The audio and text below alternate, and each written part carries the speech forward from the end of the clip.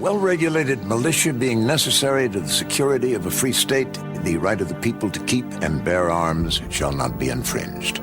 The Second Amendment. Today's guest with Lee and myself is Ashley Hlebinsky, and we appreciate very much for her calling in. Ashley, from a personal perspective, what does the Second Amendment of the U.S. Constitution mean to you? Oh gosh, no one has ever asked me that question. Really? What does the Second Amendment mean to me? I love that you asked that and you stumped me on it at 7:30 on a Friday night. It's okay. And seriously, if you need time to think, we can come back to it, right, Joe? I mean, absolutely. You don't have to tell me right now. What's interesting, and one of the reasons I was really excited at the Goals event, this was the first time attending one. I didn't make last year's. But when you were on stage speaking at that main ballroom, one of the things that you had brought up, that when people are discussing firearms in today's current era, one of the arguments a lot of anti-gun or pro-regulation people use is that when the Second Amendment was ratified, there wasn't the type of firearms there are now. And the pro-gun argument often comes back to that there was the puckle gun, which existed like 70 years prior to that. And you said specifically, if I recall, that there's way better examples than the puckle gun. Yeah. So, I think that was probably the nicest way I ever put it. So I'd like you to expand on that, because that's one of the arguments that as an individual, I've used, that the puckle gun existed and that wasn't a musket-style firearm that took a minute to reload. Yeah. So it's kind of interesting because when you live in the history sphere, right, like there's a million things going around in my brain constantly. Examples of firearms that existed and, different kind of scenarios in which they were used. But then it's so fascinating to me how certain things get pulled out and become talking points, right? Or become like the go-to example. And I get it. Like, I've talked about it for both sides, right? Like the pro-gun side and the pro-restriction side. Like you have to make things digestible for people, right? Like, I can't just sit here and like talk at people constantly. Nothing would ever get done. You have to synthesize it. But I always find it interesting what people like choose to like lock onto. Because usually, and I feel like it's probably like the same as like a gun person watching a movie, with guns in it and it's not right, and all the nuance of it. Oh, yeah. Do you do that? Yeah. Do you sort of like... No, I don't actually. Okay. I try to avoid... I don't really like action movies. Yeah, and it's just terrible, but I don't like war movies either. It's like work. I'm like, it's kind of like why when I travel, people are like, oh, make sure to check out this museum. And I'm like, no, I'm good. Like, unless I'm getting paid to walk in there, I think I'm good today. But so it's kind of like that for me because, I understand that things have to become digestible for people. But it's always interesting what gets chosen as like the things that we put up there on a pedestal. And what I was talking about at Goals was the Belton repeating rifle and the puckle gun. Because those are the examples that get repeated like time and time and time again. I think Dana Lash talked about them in her book, in one of her books. Like, I know I've heard a lot of people talk about them.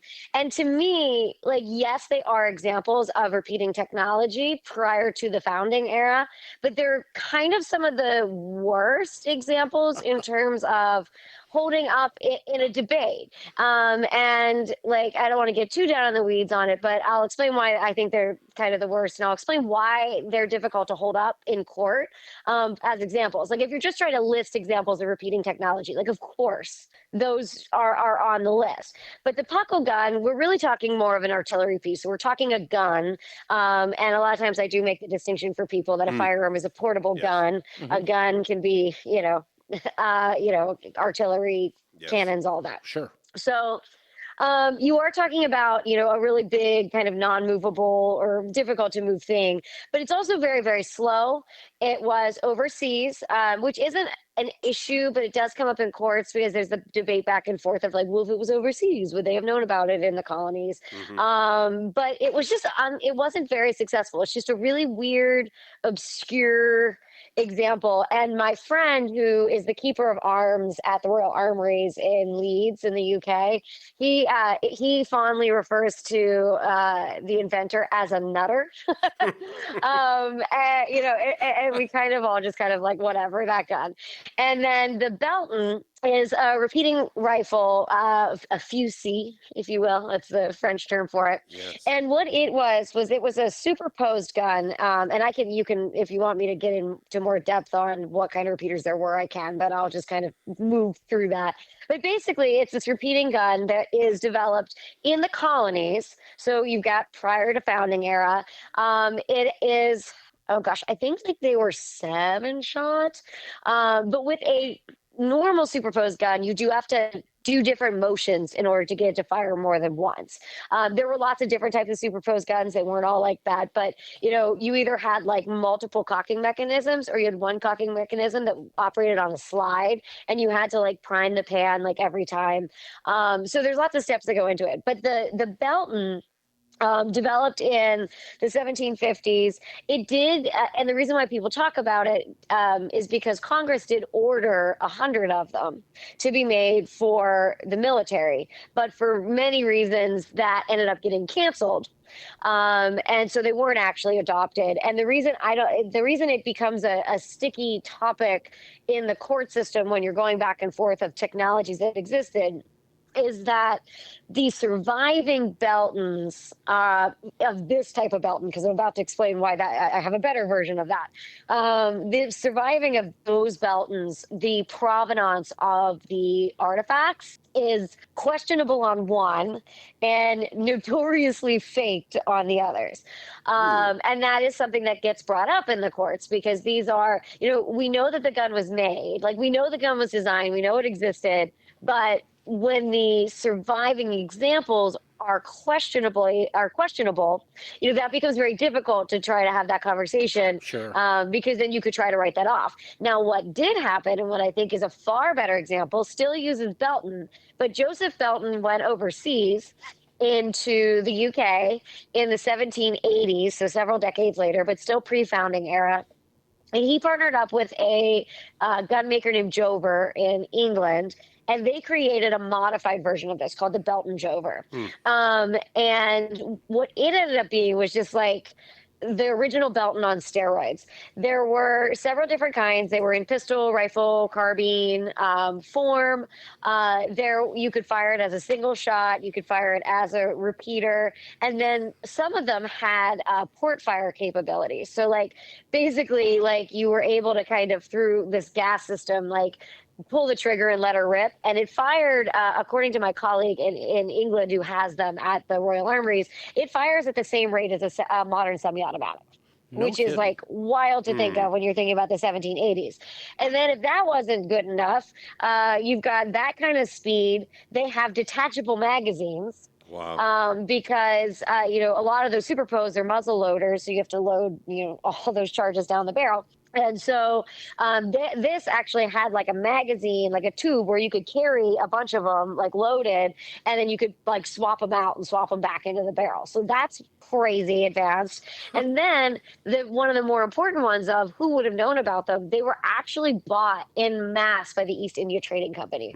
Like 600 or 700 of them. Wow. In pistol, rifle, carbine form.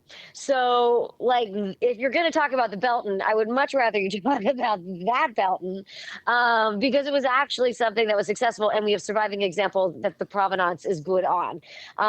So that's one of the ones that I'm like, oh, it's such a pet peeve of mine. But then the other one, the puckle gun, I don't love. But there is another gun that I did mention in that talk, which was the Chambers repeating gun.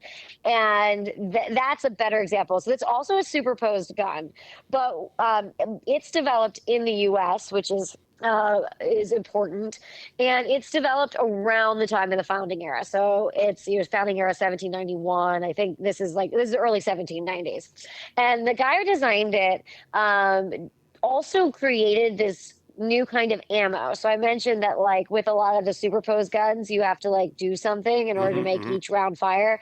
He actually created ammo that had like essentially a hole in it. So when you press the trigger, it fired boom, boom, boom, boom, boom, boom, boom. Like you couldn't stop it, Yeah. but it was basically multiple rounds with one trigger pull. Well, he developed this gun. He showed it to Thomas Jefferson, which is also important in the court systems because were the founding fathers aware of it? Because if the founding fathers weren't aware of it, Aware of it, yes. then why would they regulate it, right? So he's like, oh, I don't know, this may or may not be something that we'd want. Why don't you go try to take a patent out for it? Which meant that he saw a potential value in it in the civilian market. Yeah. He tests it in front of in front of Congress in front of several representatives. And they do end up adopting some of them for the War of 1812. But there's one chamber specifically, he affixes it with multiple barrels. And so you've got multiple rounds in the barrel. Now you have multiple barrels. And with one trigger pull, you could fire 224 rounds. Wow. Yeah. And we're talking 1790s. That was cutting edge technology. I mean, that was the top of the line then. Yeah, and they do end up adopting some of them for the War of 1812. So there is, value and implementation of those firearms. So that's why I always joke, because to me, like the examples, and we could talk all night on, the different types of magazine fed repeaters and other guns that were being made that were kind of quote unquote more modern, at least how we view modern technology. But there's so many examples that it's always interesting to me why some of the weirdest ones become the ones that everybody talks about. It's kind of fascinating. It should be its own case study. Absolutely. I'm going to look into do a deep dive into each of these so that as I'm having the conversations with people about, what existed, it does sound like both of those are better examples than the Polka gun, specifically that belt and Jover with the detachable magazine. That's applicable today. Yeah. It's all the words that pop up in the court system for, magazine cases, quote unquote assault weapons cases. I mean, it is really interesting. My first real Second Amendment case I worked on as an expert was Miller. And so one of the first things I did for those court cases was go through all of the features that California includes in their definition of an assault weapon, and find the earliest example I could possibly find. And that was really, really interesting. That was if nothing else, a fun academic exercise. Yeah. When did pistol grips start, and when did folding stock start? Right. And threaded barrels and all of that. And so I kind of got my, the first thing I did in the Second Amendment expert witness world was one of the bigger cases that's been in the court system, and I kind of was able to cover a lot of ground in just that one case. That's pretty impressive. What sparked your interest in firearms initially? Did you grow up in a home that was very pro firearm? Oh no, we weren't pro or anti firearm. It wasn't a part of my culture growing up. I guess it wasn't a part of my family life. I'm from Pittsburgh, so I'm from Western PA. So a lot of people assume that I must have grown up around firearms because it's got a big hunting culture there. But yeah. Nope, I didn't even know that there was a shooting range in my high school. I probably never thought about firearms until I started studying them. I always say, if I know high school Ashley, and if she had an opinion, she probably didn't like them. Yeah. But I have no concept of if I ever had really an opinion about them, because they just weren't anything that I was exposed to. Yeah. What was your awakening? I got into firearms from a medical standpoint, which is kind of interesting. I always say, I did an interview with Ted Koppel years ago, and off camera, we talked about this in a very nuanced way. And then on camera, he interrupted me because I said that I wanted to be a doctor my whole life. And so he interrupted me and he said, so you went from wanting to save lives to things that take them. And then I proceeded to sweat profusely for the next 2 hours in an interview. But and he ended up apologizing. That's its own story, but it was a really good dude. But I wanted to be a doctor because I've had 15 orthopedic surgeries. One of them I was in a wheelchair for a little bit because they had to realign my leg and all kinds of crazy I came across stuff. that in one of your interviews. Okay, but I didn't know what the backstory was. So I just spent a lot of time around doctors and in and out of the hospital, and so that's what I thought I wanted to do. And I was interested in the history of medicine because you want to talk about some wild history. The history history of medicine is crazy. And so I was always like, we were always going to historic sites. I grew up 3 hours from Gettysburg, so we would go to Gettysburg a lot. And I was interested in the history of battlefield medicine. And so I, would go on these tours, and they would talk about how the advancements in development of weapons and ammunition technology would change how medical technology had to function on the battlefield. Did that And I was start like, sorry to interrupt you, Ashley, but I'm you're fine, fascinated you're fine. because of the teaching part. Like, did that start in like high school for you? Was there a teacher or an experience that you had in one of your classes that sparked the history part for you? In history? No, I didn't even take history my senior year. I took 2 AP So physics. interesting. I think I took AP Calc. Maybe I was just in honors Calc. I don't know. So what did high school Ashley think that she was going to do? I'm going to try to share as much of this with my class.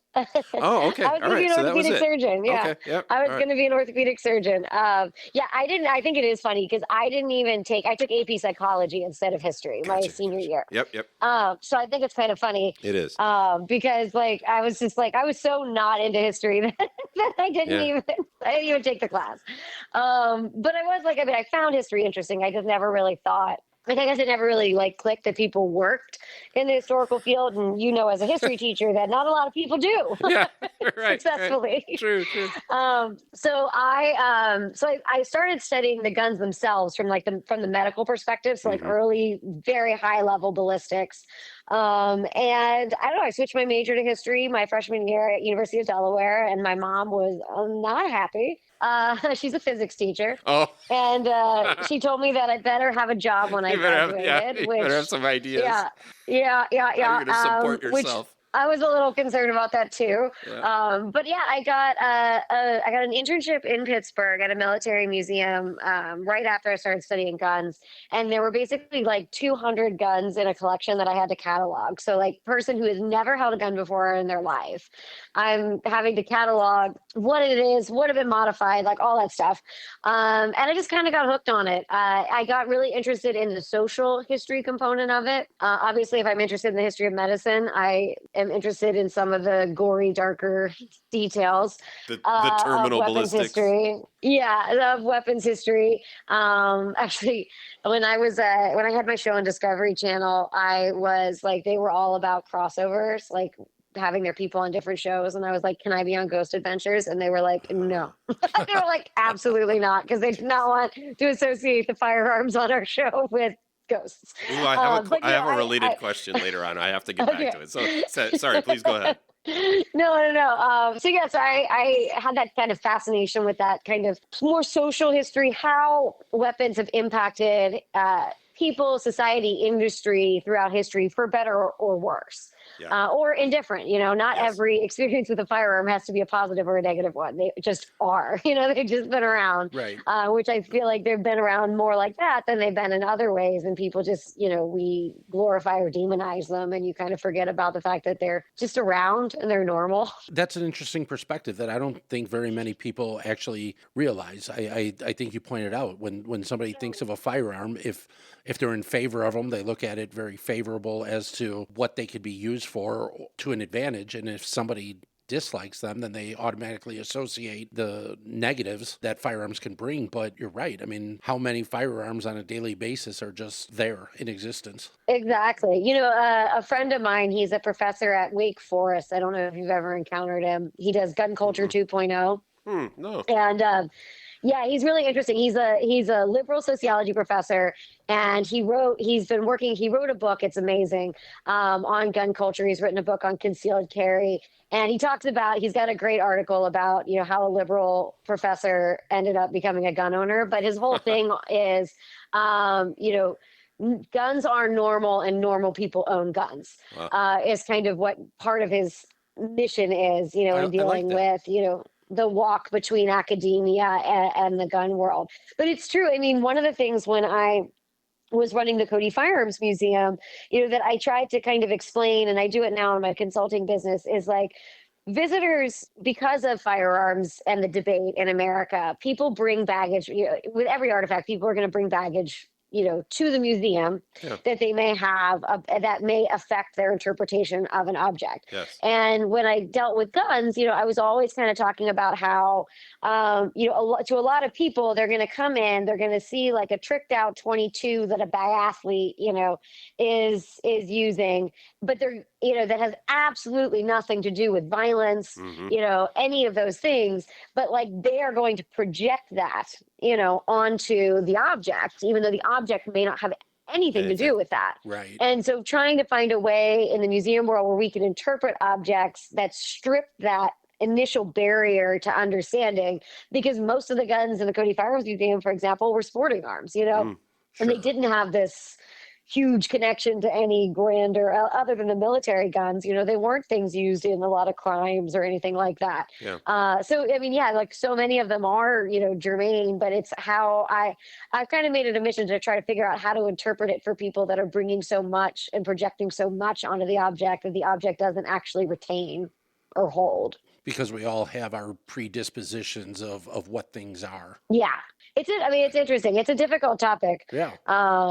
I've had a lot of success and I'm still learning ways to do it because it is really hard. It's increasingly more difficult, I feel like, right now, to work with guns. It's kind of how I ended up becoming, pretty successful with the museum world because like there are guns in almost every museum in America, but there are very few people that study guns. And so, that's where and the people that study guns and like, historic guns, they tend to just be the collector by the collector for the collector. And then the museum people tend to be the museum people, the trained museum people that don't know anything about guns, maybe even don't like guns, or at least are afraid of them and don't know what to do with them in their collections. And so it was a interesting niche to find because it's something that's lacking in the US, not as much in Europe, ironically. That's a interesting conundrum to have to maybe make that distinction for somebody that's running a museum that might not like guns, but to make them at least understand the importance and relevance of that gun in history. And that's interesting because that's something I've actually never considered myself. Yeah. And it's, I would say it's probably a solid majority of the museum field is not necessarily either. I would say a solid majority doesn't know anything about guns, and probably a good chunk aren't the biggest fans. But it's interesting because like where you get countries that don't have the gun culture, quote unquote, that America has, you find that it's a lot easier to engage with the material in museums and in academic centers. You can get degrees in it overseas, but you can't here. I'm trying to fix that right now, but it is like, it's kind of ironic, right? Do you feel like a pioneer as far as that's concerned? No, I don't think so. No.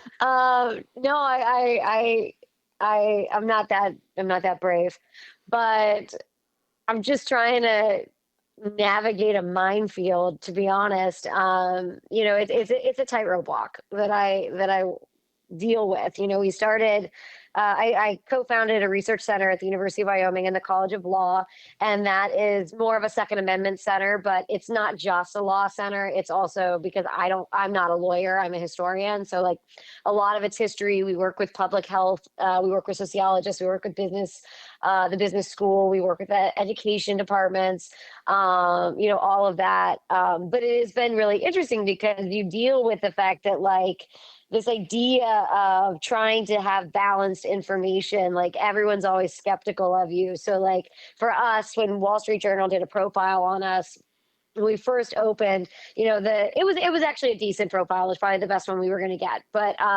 they, did want to focus in on the fact that we had taken money from the gun industry, which, optically, I guess, if you don't like guns, that makes you look like, the tobacco industry, creating a research center that says the tobacco isn't bad for you. Yes, right. But, under the surface, the reality is, and I'm very, very passionate about this, but because if you have any level of ethics in nonprofits, donors don't dictate content. Yes. And not one person that's ever given me money has had stipulations on it. If they do, I don't accept it. Unless it's like, I want to fund a job, like a position, right? That's different. But like, so it sounds really scary, right, and nefarious the way you phrase it like that. But the reality is, and also the reality is that it's a small percentage of the money we get every year at the research center, but that then automatically, discredits us to a solid portion of, the population. Oh, they took gun money. Clearly, they're not Sure. nonpartisan, except for the fact that my research center has everybody from pro-gun rights scholars that are fellows to we have a pacifist. We try to balance our information as much as possible, but it's a difficult thing in the U.S. because the second you step a toe where you could be on one side or the other, then like immediately there's a population or group of people that are there to bash you down. And then Absolutely. they invalidate all the research that you do, despite the fact that research might be good. It might be irrelevant how you actually feel personally versus, how you're handling something professionally. So I'm not a pioneer, a tightrope walker.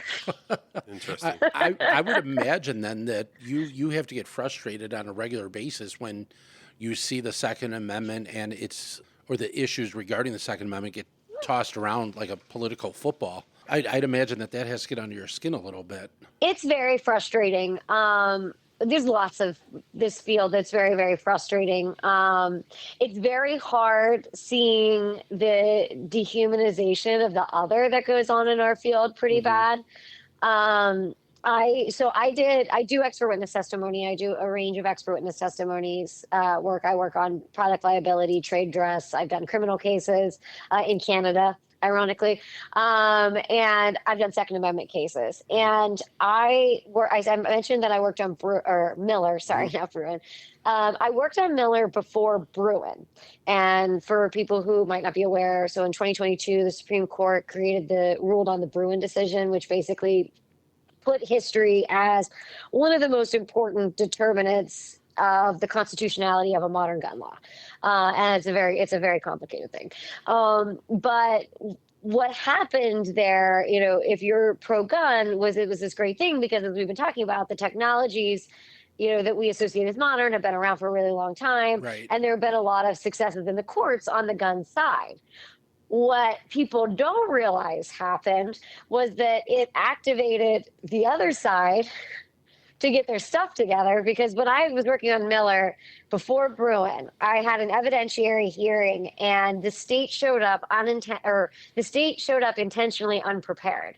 And there was a reason for that, but their witnesses were unprepared, and it was really like, it was the first time I was like, damn, I kind of offended on behalf of the taxpayers of California that they would Right. waste like all this money, right? Yes. All these witnesses, all this time to show up unprepared just so that they could kick a football down the road, yeah.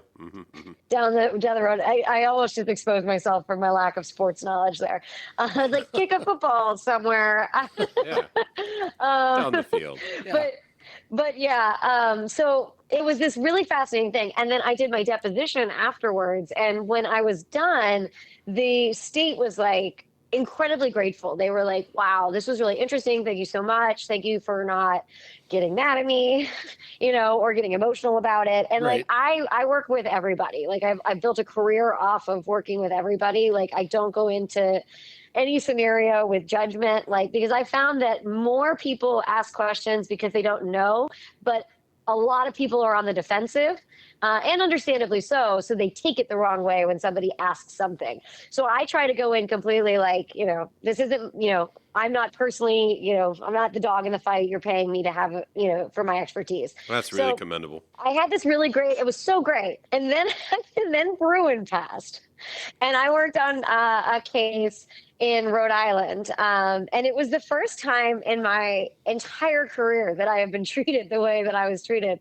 And as a millennial who suffers from extraordinary imposter syndrome, because that's just beaten into us from a young age, I had finally been like, you know what? I've had a great career. I'm a good expert.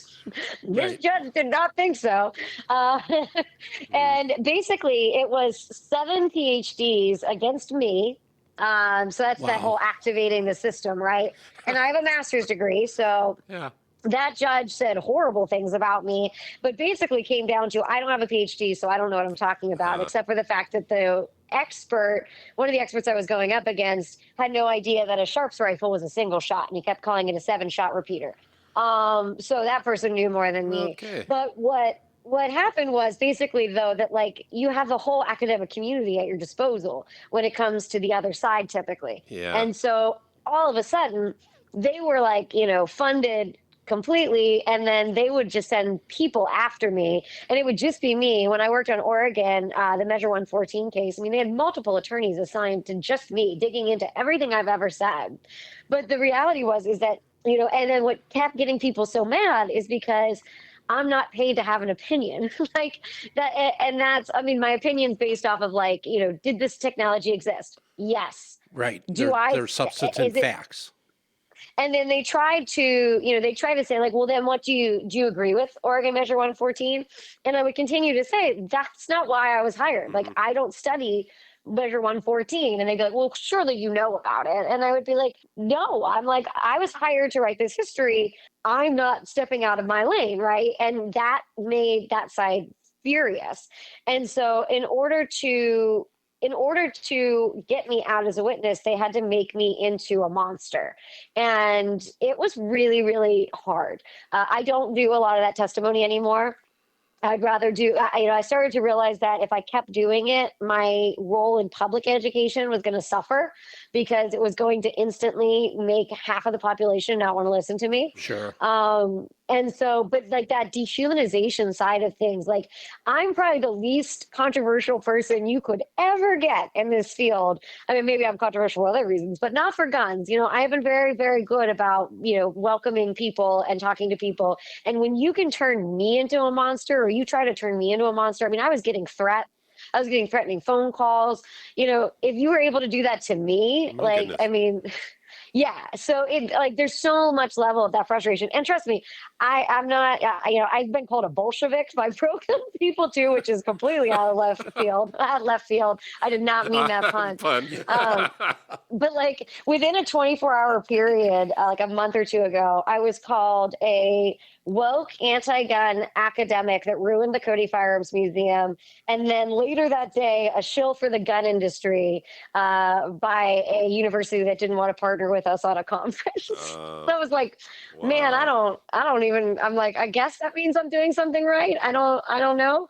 But that is probably one of the more frustrating things that, we dehumanize one another. Right. But then the people who are trying to, find some ground where they can have a dialogue, you're even making them out to be monsters. And, it makes it very difficult to have a place to land. And so that's probably the most frustrating part of what I do is, it's gotten so combative that now even the people like trying to have the dialogue have to be the enemy too. Yeah. Seems like a byproduct of our times. Unfortunately. Yeah, it's not fun. But I love what I do. But I also I'm not only doing, Second Amendment work. I mean, I've got my research center at the university, but that's pretty much it when it comes to like the Second Amendment work that I do. Most of my work is firearms research, working with museums. I'm building a machine gun museum in Canada, which is a trip. That's interesting. Yeah, I'm really excited about it. It's actually really cool. The collection is awesome. Wow. But yeah, so like it's not the only thing I do, which thank goodness, because And you I go don't know beyond firearms too, right? What's that? You go beyond firearms too, right? If I remember right. Yeah. So the one thing that I always tell people is that, today firearms to a lot of people seem like this kind of subculture, this thing that's off to the side, or even counterculture to a lot of people. But like for hundreds of years, firearms have been integral to understanding pretty much everything. And so, Henry Ford owned Winchesters and visited Winchester in 1909 before he built his Highland Park factory in 1910, and was inspired by what Winchester did. And people also talk about it, their inspiration from Colt, but we don't know if he ever went to actually went to Colt, but he did go to Winchester. This interconnectivity of industries and people and society. So as a result, I bleed into, oh, that's not the right word. I blend into other, into other areas. Sorry, that was real bad. Into other areas. God, I'm going to get canceled. You're on fire today. I kind of, I go into these different areas. So I work with a lot of like crime museums, law enforcement museums, military museums. But me personally, I'm super into the macabre. So I also study like all kinds of like the evolution of like the ghost tourism industry and dark tourism, and why people are drawn to sites of mourning, why we're drawn to stuff like that. Why do we visit battlefields? Why do people visit Auschwitz? Like what is it about tragedy that makes us, look, and travel to go to. So yeah, I do expand. I do know a little bit about edged weapons, but I don't tend to talk about it very often because I know a little bit. And I've done some stuff with longbows and crossbows, but a lot of it ends up being like firearms adjacent. So scholarship like that I come to because this museum has a huge gun collection. So they brought me on because of the gun collection. And now all of a sudden I'm writing an exhibition on the gangster squad, which is something I'm doing right now. Oh, wow. So I've kind of built off from there, but there's so many ways that firearms touch so many different things that like, it's so easy. I did an interview for PBS a few years ago. Gosh, I think it's like 5 years ago now. And we talked about that. Like, you can take pretty much, I'm going to say this and then you're going to give me an example. I'm not going to be able to do it, but you can take like a lot of topics and that seem like they have absolutely nothing to do with guns. And I can find a way that 6 degrees of firearms. Right. 6 degrees of firearm separation. Yeah. Like in the front of the Cody Firearms Museum, like leading into the museum, because there's this big hallway that I wasn't allowed to use, which I'm not bitter about it or anything. But I have these 3 cases. And the first case is an Abercrombie and Fitch case. Because everyone knows Abercrombie and Fitch, right? But a lot of people don't realize that Abercrombie and Fitch was this like bomb, like sportsman store in New York that was like 9 floors tall, and they sold guns and like they had like a swimming pool. It was crazy. It was so cool. Idea. I didn't know either. Yeah, that's where it started. It started as a sporting goods store, and then it grew to be this like giant like building in New York City. And oddly enough, like the largest distributor of Mahjong in the country, but that was its own weird side tangent. That I can't remember if it was Fitch or Abercrombie because one of them left early on. It and then had it in their store. Yeah. Wow. They thought it was really cool, and then they just were like, "All right, we're going all in." But like, so that Abercrombie and Fitch connection, and then the next case is a M1 carbine stock made by Louisville Slugger, to talk about how companies that weren't affiliated with guns made guns and gun parts during the war. During the war, yeah. And then the last one, and then the last one was a Winchester model 1887 serial number 1 that belonged to Henry Ford, was given to him by Harvey Firestone. And then the little cute, fun side story is that Firestone, Ford, Edison, and John Burroughs, who was a naturalist, used to travel around the country in a Ford. They called themselves the Vagabonds, and they would go like hunting and camping and like all kinds of fun stuff. And so I had that on display because, here's a bunch of names that we recognize, that we don't necessarily associate with guns. And then that was the connection to the story I just told about, Ford visiting Winchester, and that we wouldn't have the assembly line that we associate so much with Ford if it wasn't for Colt's inline manufacturing and Winchester's manufacturing capabilities. I mean, they were taken directly. Ford took ideas directly from them and made them better. So we wouldn't have the assembly line that you learn about in school without Winchester and Colt. Yep. I'm glad you came back to that. So Henry Ford, when he visited the factories, that's where he got his ideas to form an assembly line, that he got a lot of credit for establishing or creating the idea of an assembly line, but he actually got it from maybe Winchester and Colt. So, I mean, I'm not going to say that he didn't have like this brilliant idea without visiting the factories, but he did his due diligence. Right. And we know he visited Winchester. I don't know if we know for sure if he visited Colt, but Colt, the company, I'm going to say the company, Colt as a company, really pioneered inline manufacturing processes and set up the American system of manufacturing. It was not Sam Colt. It was Elisha Root, who ran Colt after he died, was a superintendent for a while too.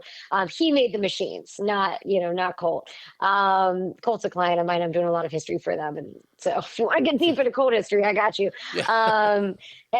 So they had like very well known manufacturing, capacity. I mean, that's something that's very, very well known to gun people, probably not to non-gun people, but would have been known to Henry Ford back then, without the like levels of stigma that like gun companies are kind of packed into nowadays. But we do know, because there's letters in the Winchester records, which are at the Cody Firearms Museum, that Henry Ford did visit Winchester, and he wrote about it, and how the manufacturing processes at Winchester inspired ideas that he used to create his assembly line. I don't know enough about industrial history to know exactly what he took from like Winchester and what he made himself. I don't know that, but that was his inspiration. And we lose that piece of the story because guns, Right. and I think, so to come back to what we talked about at the beginning, I think some of that too is all about, digestible bits, right? That ends up kind of becoming a digestible bit. Henry Ford invented the assembly line. Well, if you're trying to teach a student something, and you don't want to go totally off a tangent, you'd be like, well, actually, he also visited Winchester and Colt did this thing. It becomes really hard for people to comprehend. Yeah. So you knock pieces of it out.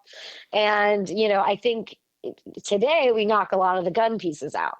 Sure, absolutely. Just to make sure that guns aren't being mentioned in conjunction with learning. Yeah, it's tough. I mean, it's tough, but I try to tell people that don't know anything about guns or have hesitancy about guns, at least one fact that they may not know that has a connection to firearms that maybe they have a connection to.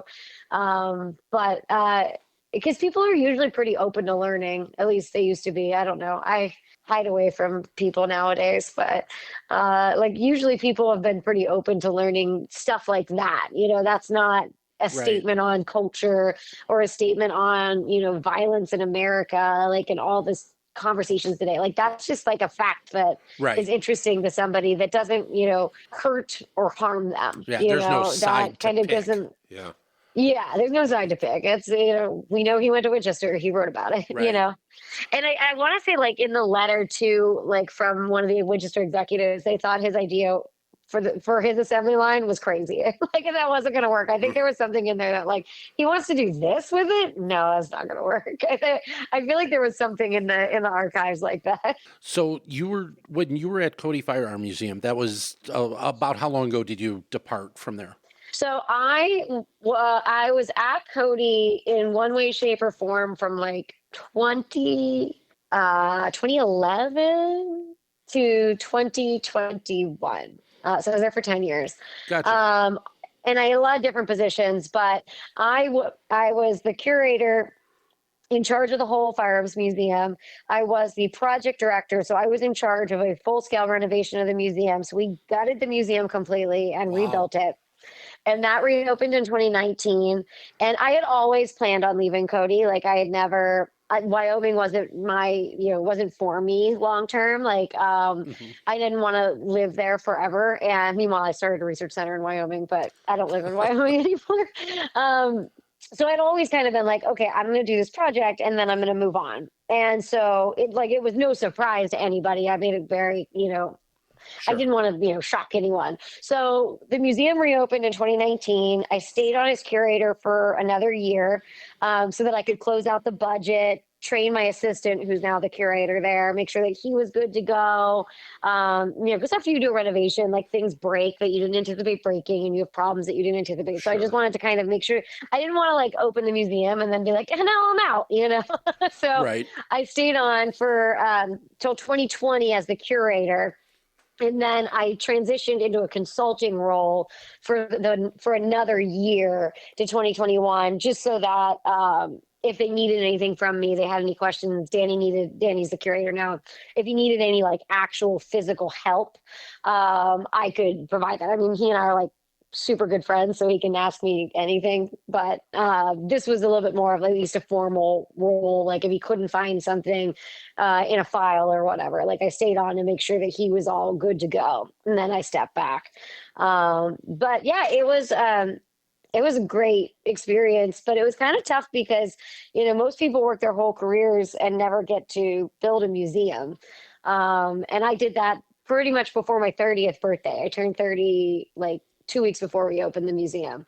And so I definitely have had for years that kind of like, oh crap, did I peak? Like, Yeah. what do I do now? like nothing will ever be as cool as that. But And now I'm building 2 museums right now.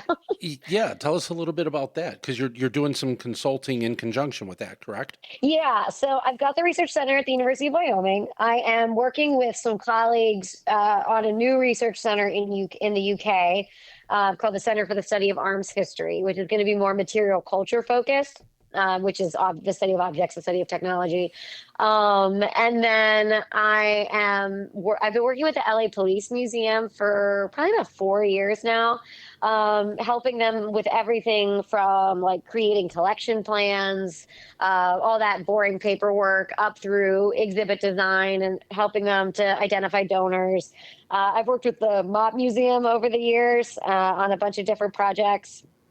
Let's see, I work for so many people right now, and I'm like blanking on all of them. So I'm working on that museum up in Canada, which I can't say a ton about right now. Although we're hoping it'll be built by the end of 2027. I just went and got my work permit. So if I wanted to move to Canada for 2 years, I could. Wow. I don't, but I could. Right. And so yeah, so we're building that. It's going to be focused on two pieces: Canadian firearms history, which is way more interesting than I thought it was, and way more involved than I thought it was. Because Canada didn't have an NFA, like they had better gun laws than us, like until the 70s. No kidding. I didn't. Like, I had no yeah, idea. you could I have think whatever I was you aware of wanted. that, yeah. Yeah, so there's some really interesting history there, and then like a reference library collection that is it's mostly machine guns. It's kind of interesting. In the U.S., museums that are non-government are bound by all gun laws. So Cody can only have guns that people can legally own. A government museum is different; they can have whatever, but it's not Right. because they're a museum. It's because they're a government They're entity. government, So like the yeah, museum yeah. wasn't even considered. It wasn't like they did something nice for museums. I didn't It know was that. just that it's a government facility. Yeah. In Canada, though, if you have a museum license, you can have whatever you want. You can have things that we can't get in America. You can import whatever you want. So it's really kind of ironic that in Canada, the gun laws for museums are way better than they are here. So I've got like stuff in that collection that like we can't get in America because we can't import it. That's probably pretty cool to see, but then their citizens can't have nearly the firearms our citizens can. Exactly. But as a museum nerd, that excites me. Oh, yeah. That we I can bet it have does. that As it stuff. should. Right. And then I've been doing work, so I'm working on a few small museum projects for some gun companies. Like I said, I'm also doing some history work for Colt. Yeah, I'm all over the place. So you're saying I do a lot of different things. You are. yeah, you're saying you stay busy. You're not watching a lot of not watching a lot of television over there. Well, I do live in New Hampshire, and everything closes at 8 o'clock. So I've been watching more TV. I used to live in Phoenix, and my husband and I are currently in New Hampshire. And it's not my favorite, but we're here. And everything closes. So we've actually been watching a lot more TV. But I will tell you, it has nothing to do. My TV never has anything to do with guns. Aliens, true crime. I guess guns and true crime, but like that's about as far as it goes. I don't watch the shows I'm on. I'm on Gun Stories with Joe Mantegna every week. I don't know if people watch that, but it's been on for a really long time. Yep, saw him at I was just SHOT on. Show. He's the best. Oh, he's just the sweetest guy. I was just on a show. It's on Fox Nation. We're about to film 4 more episodes. Sean Hannity's Wanted Dead or Alive. It's about gangsters. So we did like Dillinger and Babyface Nelson and Bonnie and Clyde. Fun. And Ma Barker. And yeah, we just got picked up for 4 more episodes. So we're doing that. So I still do a lot of TV Congratulations. stuff, but I don't watch myself unless I'm worried I said something stupid, and then I will watch myself. Do you like firearms personally from a self-defense or sport aspect? So, I mean, do I like firearms personally? Yes. So this is an interesting conversation that I've been having. My husband works for 6 Hour, and he used to be a pro shooter. And I carry sometimes. I really have gotten out of the habit. I probably shouldn't admit that on a podcast. Someone's going to come and attack me Yeah, now. yeah. So We can take ignore that that. out. Ignore that. Yeah, ignore that. Ignore that. So I have a lot of medical problems, which I think we already covered. Yeah, So you spoke the about that a little. experience of shooting for me is not a lot of fun. Yeah. And I know that there's lots of people with different disabilities that shoot. So I'm not saying that it's like, oh, because I have these medical problems, I can't shoot. It is really painful for me. And it's not, and it's like with a 22 as well. Like it's super Yeah. weird. My Gotcha. husband and I are like going to start testing some things out to see why this keeps happening to me. But it's not even when I'm shooting, it's the next day. And it's like this like overall systemic muscle pain and joint pain that I have. Hmm. It's really weird. And I can't explain it. And it's very frustrating because it does keep me from spending a lot of time on the range. I Sure. shoot for work a lot, so like I will shoot the heck out of a hand cannon and a matchlock and a flintlock. That's fun. That's a ton of fun for me. Although that hurts really bad, but I bet it that is a does. ton of fun for me. Pay But for it later. I really don't know. I don't know what it is about. I don't know what it is about shooting that causes me such pain, but it does. So I don't really do it a ton for fun Sure, because of I course. always am, which is like so weird because I still have a lot of medical problems. Like I've got torn cartilage in both my wrists. I have a pinched nerve in my elbow. I've got weaknesses from all my surgeries. So, I mean, there's obvious things that like, okay, my wrists are problematic. That's probably why Right. my wrists hurt after I shoot and all of that. But like I lift weights, like it's not like I weight lift 6 days a week and I can do that. So I Hmm. don't know what it is. If Wow, anyone that's who listens to really this amazing. podcast is Yeah. a doctor that can explain to me why I can lift massive amounts of weights in the gym, but I shoot a 22 and I'm like curled up in a ball the next day. I would love to know. Now that I said that, someone's going to call me anti-gun or something. They're going to call me like that Shockwave. I'm reporter that guessing got that really. there's like a shockwave that's involved with the turning That's of what the I mean, yeah. that's what I think, but I feel like if I say that to anybody, like they're just gonna look at me like I'm crazy. So I Well, kind of that's just like ridiculous. They shouldn't say I that if they're don't thinking it. I don't normally bring I never used to bring it up. But then I've been at a lot of things recently where people are like, oh, you want to shoot this? You want to shoot this? You want to shoot this? And I'm like, no. No, not really. Yeah. And I'll shoot like a little bit, but I normally didn't bring it up because I always thought if people because people always assume I'd be like a pro shooter or something, and I'm very much living my life, my special life of those who can't do teach. And I'm not a great shot. I'm highly average. I'm not bad, but I'm not great. Right. And I don't really have I don't have the sustainability to kind of keep working on it. So I like them in my personal life. I like collecting them. I don't mind shooting them, but I just got to figure out what this issue is because it makes it not enjoyable. So it's not really something that I'll go and hang out at the range and smoke a Sure. cigar. Like that's where you'll find me. It's like standing on the range with a That's- cigar while That's you not a shoot. bad day either. Posing. Yeah. So, maybe it's the cigar. I don't know. Maybe it's the tobacco. so in your collection, is there an era that you like to focus on, or is it all over the place? So I used to say I collect what I can afford, which Okay. is nothing that exciting. My husband has quite a substantial collection. I've got like little odd things here or there that I think are cool. Like I've got a Sharps pepper box pistol. Sharps did make a repeater. It's not a 7-shot repeater like that one professor thinks. He did make a 4-shot pistol. It was not great. It had nothing to do with the company that made that when he worked on the Sharps rifle, but he did make a pistol. So I've got like that. I've got a non-Derringer because I love that. Just fun. Those are cool, right? Yeah, the non-Derringers are great. And it's just like some random old stuff, but no real focus. But what I do collect with a massive focus is gun advertisements from the 60s, 70s, and 80s where women are very scantily dressed. No kidding. Um, yeah. I wouldn't have guessed, It's- but that's okay. No, Yeah, you do you. I'm in this. I'm in this gun collector. I'm in a bunch of gun collecting groups, but one of them we have to stand up and say what we collect every meeting, and because I'm there because I'm in the field, right? I'm there because I'm a historian. I'm there because I work with museum collections.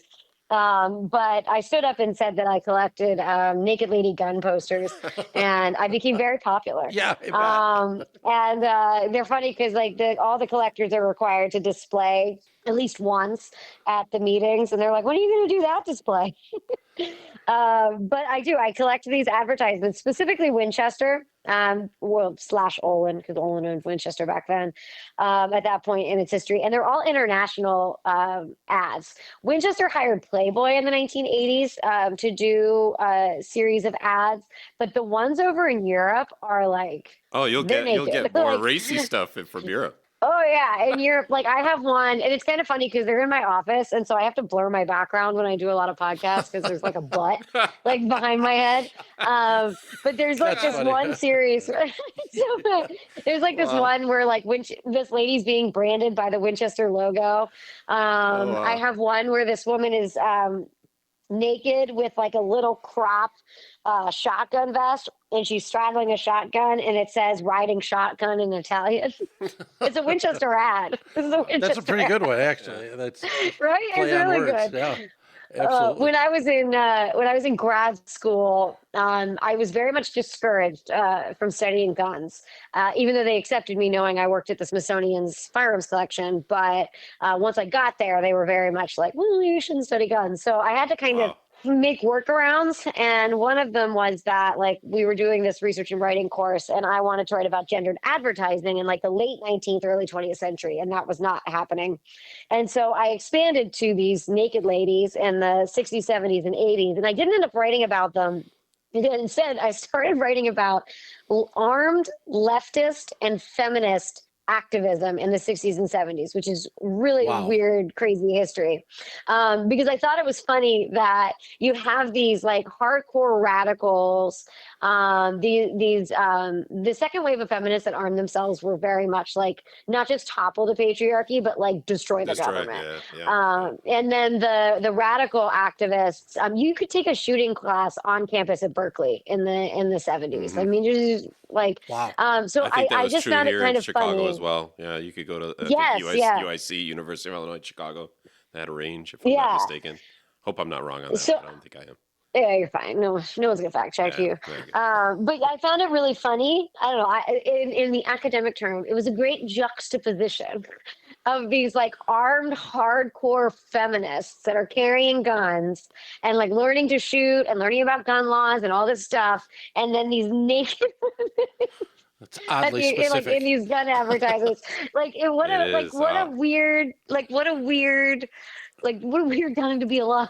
Yeah, that's an interesting combination there.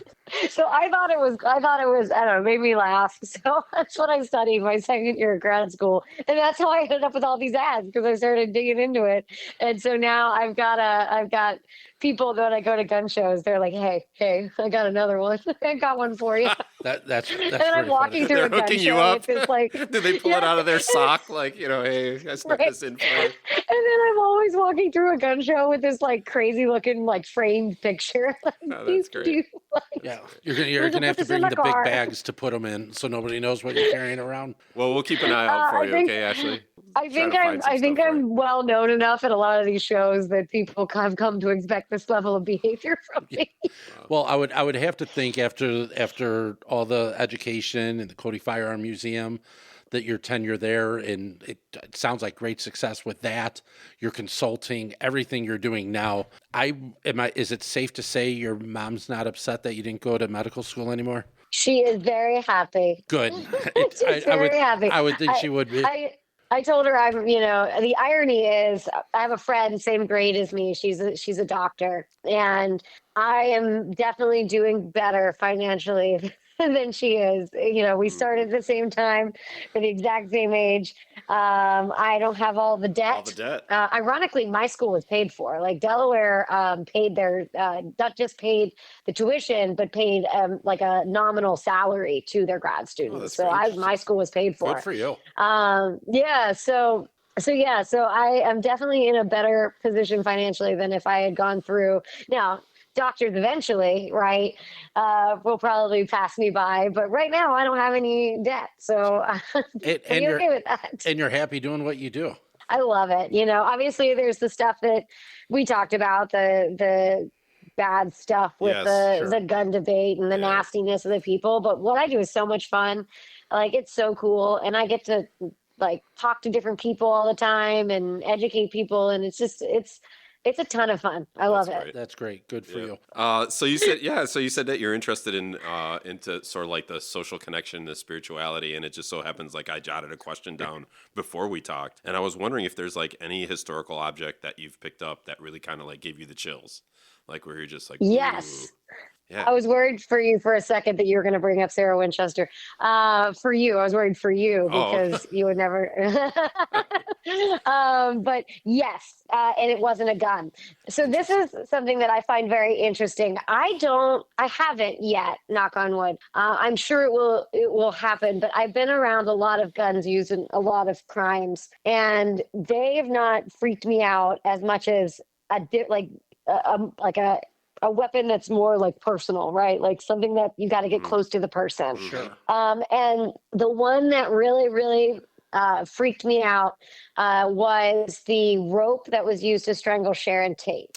Oh, yeah. That one made me uncomfortable. That one is the LA Police Museum sometimes houses like, I don't know why, like maybe because I just work around guns so much, so they're not this mystical thing to me. Yeah. So looking at like the Derringer that was used to assassinate Lincoln didn't freak me out as bad as like this rope, because it's just so like in your face, right? Like to use that. And it touched her. And like her clothes were underneath in an evidence bag.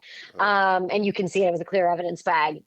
But yeah, that freaked me out. Wow. And I will say, I don't know. I do a lot of like ghost tours on my right programming for museums and things because it makes them a lot of money. Yeah. I always joke with institutions. I'll be like, "Is your building haunted?" And they'll be like, "No." And I'll be like, "Can it be?" Yeah. Can we make it haunted? But I'm kind of like whatever about it all. I find it really interesting. I find the study of ghost tourism interesting. I don't know if I believe in ghosts, but I will say that the LA Police Museum as a building is creepy. Like there are days that you go, I'm not a very spiritual person. I'm not a very I think it's interesting, but like there are days I go into the LA Police Museum and I'm uncomfortable. Like it just makes you uncomfortable to be in there. And I go there a lot, and I should point out that they house they were housing all of the evidence boxes with the Manson murders. Yeah, I was going to say Manson, I bet is there. Yeah. They had all of the files for Marilyn Monroe's death. They have everything from the North Hollywood shootout. 2 people have taken their lives in the building because it was an old police station. One officer shot herself down the shooting range, and one pedophile hanged himself because he did not want to get moved to real prison. So he hanged himself in the the holding cells. So like there's like weirdness to the building and the artifacts that are in the building, like that, like those types of artifacts freak me out. And the building in and of itself, which is an artifact, that place freaks me out sometimes. Some days I go in and it's totally fine, and then there are other days and I'm like, I don't want to be in here. And it's not because I don't want to do the work. It's just the building in and of itself has a vibe. That's interesting. I have to ask you one more thing. Thank you for that. Yeah. But I have these wonderful students, and I wanted to actually play a game, and I don't want to do it tonight. If you wanted to, I was going to ask you certain time periods that we study in our curriculum, and then have you come up with, I call it history's power plays. And I wanted you to come up with like a weapon for that time period that you think had a big impact. And so like describe the weapon and then rate it on a scale of 1 to 10 about how impactful it was. And Okay. would you like to do that at some point with like for my students somehow, like whether it's like a Yeah, separate for podcast sure. or Do you want to give maybe me? like a call Now I'm in or kind of something? like, I'd love to call in, but now I kind of am like, give me a time period. Let's do Oh, it. yeah. Oh, you're so cool. Well, I was just going through like our curriculum. And so my sixth graders start off with like early man. But I didn't know if you ever like had any experience with anything like that old. How old? So like early man. So this would have been like, caveman. Oh, cavemen. No, because I don't do. I mean, there's flint and stone tools. Yes. It kind of counts, but no, I didn't do much with like. Well, although I did just do an interview about like early old catapult. Oh, okay. Yeah, because the Weapons. next thing would have been like earlier civilizations. So that would be the next era. So this isn't. I'm bad at this game, but this is a kind of an interesting thing. It's gun related, but it's not a gun specific. But the control of gun ownership by the Ottoman Empire is really interesting. Okay. There are guns from that time frame that are Ottoman guns, but clearly made by like countries that they had conquered. Yes. I've come For the across that. Ottomans. Yeah.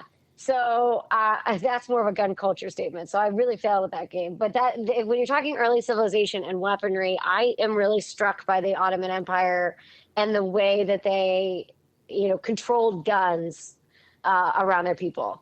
Interesting. Cool. Yeah. That didn't then- answer your question. No, it's okay. And then I was like going to feel you out with the game because I didn't know how far, your experience with all that stuff, was going.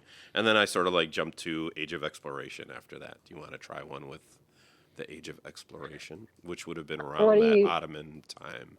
Was there some type of weaponry that springs to mind that you would go, wow, this was responsible? Give me the years. Colonization, the year so maybe chunk. like like the 1500s, anything after 1500s. 1492. Yeah.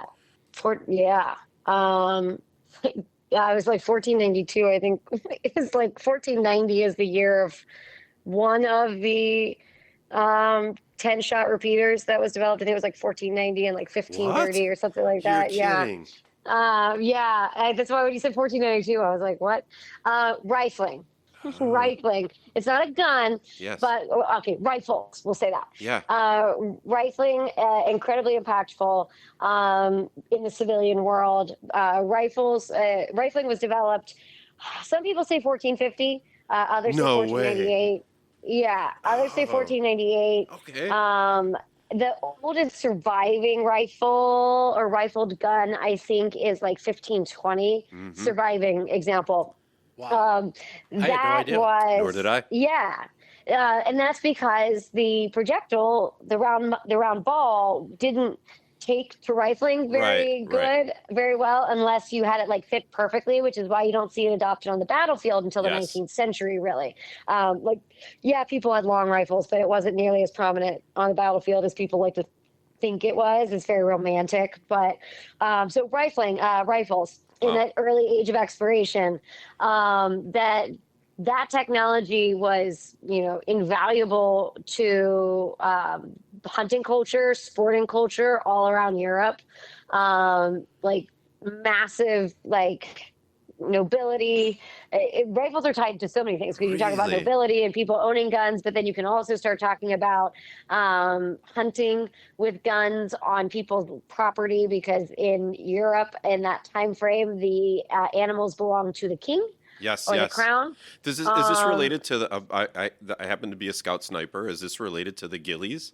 I don't know. There was a apparently like game wardens in Scotland, but I never learned at sniper school like what time period was specifically. I don't but know. apparently we get look up. our heritage from like the ghillie suit that we wear was related to the yeah. Scottish ghillies, and the ghillies apparently were like they worked for the lords or royalty or what have you, and they would go out and they were like take them out on hunts. Yeah. Or I don't actually know. That's so protect their I think actually they were protecting their land from poaching. Yeah. That's interesting. I'll have to look into that. But Yeah. yeah, I would say rifles because rifling is not a gun. Yeah. And then impact on a scale of 1 to 10, 10 being most important or least important? 10 being like it really impacted the time period greatly, and 1 obviously it, like was a blip on the radar. I would say 6 6. because it was a huge deal for hunting. Mm-hmm. It was a huge deal for sport shooting, which we know sport shooting dates to at least 1475. And they were popular, like so popular, like Wow. hundreds of people coming from all over Europe to compete, in the early 1600s. So it was incredibly popular, but because it wasn't something that the military necessarily was Yes, full right. That scale story. adopting, Yep. Yep. it Okay. keeps it lower on the Yes. importance Yes. list. Yes. Whereas, like, this is not a gun, but if I had to pick something that was very important to the 1800s, it would have been the Minier ball, like the Yes. development of the conically shaped projectile, Yeah. and And then that that makes rifling way more significant. for sure. Yeah. And then like I didn't go for that because like that was that was like obvious. I knew that if I asked you like that time period that we would Yeah. probably go there. So I tried to do ones that maybe you would be able to like Well, I pick your think, brain a if you little bit, I guess. go early, I'm not great with early civilizations, but I mean, if you pick any development of like the longbow and the crossbow and Mm-hmm. distance weaponry, Mm-hmm. with the establishment of forts, when forts started becoming popular, now I'm really digging into my background because I have not thought about this time frame in a long time. Yeah, that's why I wanted to do That this would with you. that This would is cool. that would be like that would probably be like a 10, any type of distance weapon. So whether it be a catapult or the early, guns, crossbows, longbows, all of that is very, very important when forts become prominent. Very cool. Yeah. Well, that's it. Thank All you. right. You're awesome. Yes, Sweet. absolutely. A wealth of knowledge that I really, really appreciate. No worries. This was fun.